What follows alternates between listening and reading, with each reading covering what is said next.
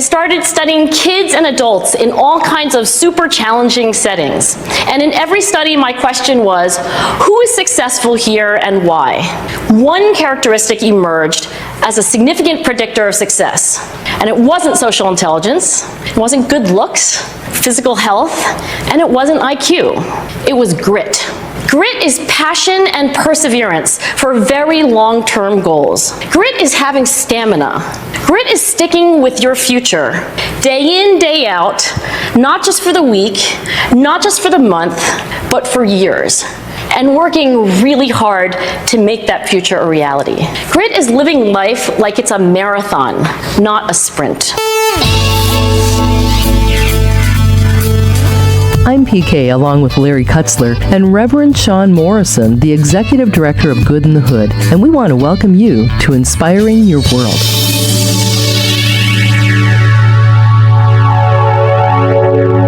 Shawn, we're down to the last 2 of the 12 traits of healthy leaders. And we're going to talk about energy today and perseverance. Yeah. They kind of go together. Yep. I'm very interested in energy because I know when I don't have energy, I'll look for that cup of coffee. Yeah. I'm not sure that's what you're referring to, but energy is very important. Why? Yeah, well, it's, like anything, you can know what to do, but do you have the will to do it? And do you have the capacity to do it? Energy is what gives us that. I read the Bible, of course, as a Christian and as a leader, and I remember a passage. It was the life of Moses. At the end of his days, he was 120, and it says his eye was not dim and his vigor, or his energy, was not diminished. And I thought, wow, that's a powerful statement. And you see that also, in other players in Scripture where they were older. Caleb is another one that comes to mind, and he felt like he was a younger man, even though he was older in days, and so forth. And that's something that I think is so important to us. And until recently,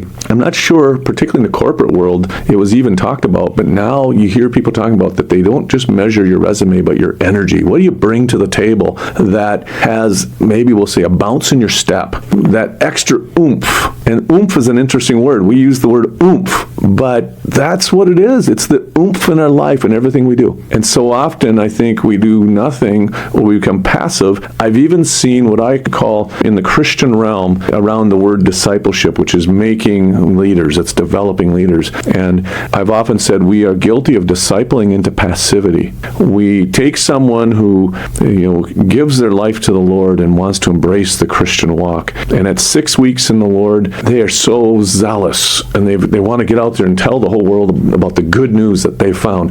By 6 years, we've put them in a boardroom meeting, or we've completely diminished their vigor.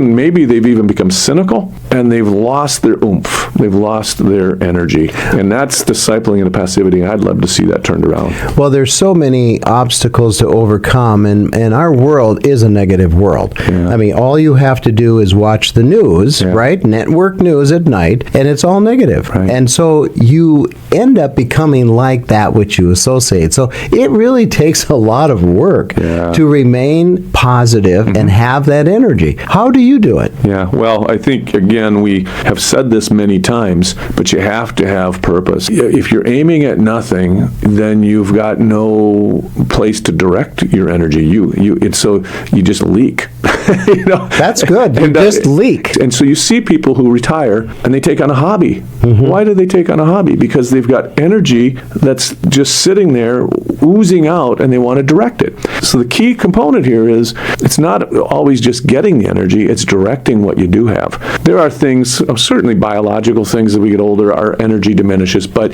there are things that we can do to enhance it. It says, in Scripture, you'll walk and not grow weary, you run and not faint. There's this thing called a second wind. There's studies have shown you get that, but energy begets energy. So you employ it in a focused manner and you find that it enhances itself. It begets itself. And so you also need, I think, to be around people who also have that, right? I mean, if you're around negative people all day, you're going to be negative. So you have to find good associations that have that same kind of energy, or at least a portion of it. Yeah, for sure. And you mentioned being around people that have a positive association, but you got to also be around people. If you're isolating, you will lose energy.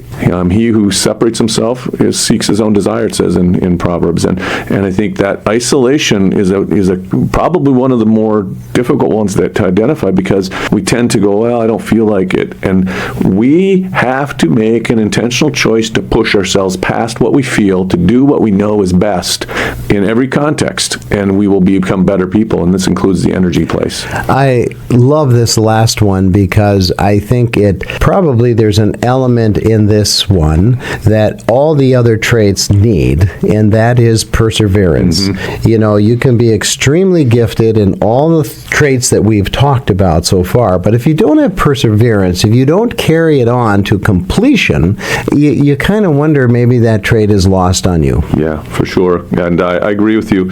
Again, referencing Scripture, talks about overcomers. We're not of those who shrink back to the destruction of the soul. It says in the end of Hebrews chapter 10, we are overcomers. That's our nature, because we've become changed. We're no longer thinking about ourselves. We're thinking about God and others in a context where it says, love God with all your heart, love others like yourself, and we're becoming a person that's an overcomer. And that means when it's not comfortable, we continue on anyway. When it's not easy, we continue on anyway. We become not just good starters, we become good finishers. Everyone can start a good idea. Everyone has excitement, enthusiasm, energy around a good idea, but it's the one who can walk through the valley of the shadow of death, go through crises, and still take the next step anyway. That's going to be the finisher. And many of us, somebody once said this, and it was from my days when I was in Bible school. They said, never forget in your darkness what God showed you in your light.